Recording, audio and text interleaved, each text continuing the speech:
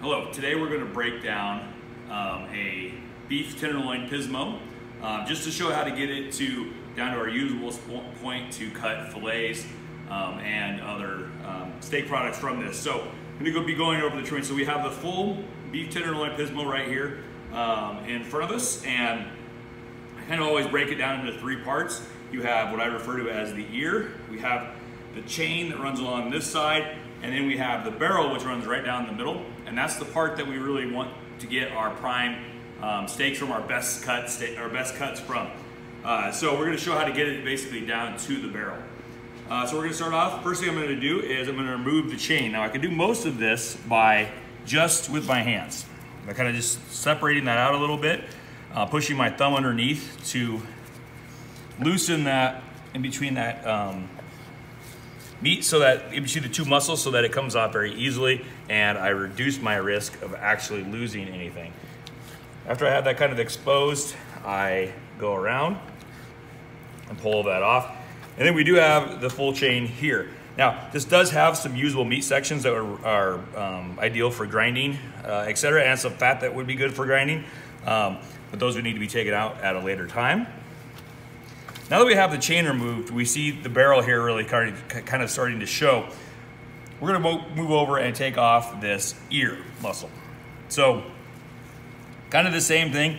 The barrel is very tapered on the ends. So, kind of starts thick in the middle and then tapers down out. And you can see this one tapers, and then this muscle kind of goes over the top of it. So, what we're gonna do is we're gonna come around, and again, I'm gonna kind of push my finger underneath there to kind of expose some of that, so I can cut in between there and not have to worry about having so much loss. Obviously, the tenderloin is a very expensive part, and we want as little yield loss as possible. So here we have the ear. The ear is a little more of a usable part. I'll use the ear for beef medallions. Could be used for a steak sandwich. Sauteed beef medallion entree could be used for a steak salad or something along those lines. So I just remove all of this, any silver skin or connective tissue through there. And then at this point, it would be, got some on the bottom here that I want to remove as well. And then at this point, we could take this and we could cut it into medallions of our select size. So we'll leave that for further processing later. Now, the highlight, the barrel. Basically what we want to make sure we're removing on here is we're removing all of this elastin and silver skin. It's not going to break down very well. So if we were trying to use that, if we left it on during cooking, it would give us a very chewy exterior and not a very pleasant eating experience. So I start off by kind of pulling some of this loose off first, just to kind of help expose it, and so I can make it a little bit easier for me to see. And then I can start removing the silver skin. Now I do this, I go with the tip of my knife, I go under and then out, and then I hold it and come back. Now silver skin is fairly firm. The goal is to try to get as little of the usable meat as possible onto the silver skin with removing it.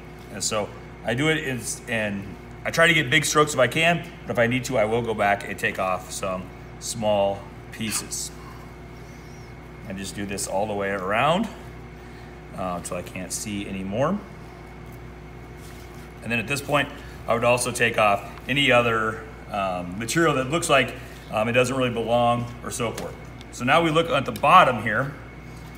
The bottom is, we're gonna see, this is where it was connected to the backbone and the spine. So we're gonna be removing these chunks. If we cut steaks with this, or use this as a roast with these on there, they'd fall off during cooking and not give us a very good result. I'm gonna trim off a little bit of excess I have up here as well, kind of go towards that. Just because I like the nice rounded off. This is grindable material, so I will use this in beef trimming and grinding later on. At this point, I'm gonna go through and I'm just gonna be kind of pull these, I call them, almost refer to them as tabs, off little bits at a time. Removing that And at this point, I would go back and trim away any excess. Doesn't meet up to standard. Take away this. Most guests, when they're coming into their the restaurants, steakhouses, whatnot, they're looking and they order a filet. They're looking for that filet to be very lean. They don't want to see a lot of different, pieces hanging off of it and a lot of fat on it. They usually, one of the things that they like about it is that it's very tender, and then it's also very, very lean. So at this point, I'm going to go through and just kind of trim this up, kind of round it out a little bit so I have nice, good look, uniform steaks. Now I could take this and looking at this tenderloin, I could go back. Oh, I got a little bit right there I want to remove. I could go back and start cutting my steaks out of it. I could cut, usually I trim this off or it's a little tapered. You get a medallion out of there. This would go into trim. You get one steak medallion. Now I can start cutting to my desired length all the way through.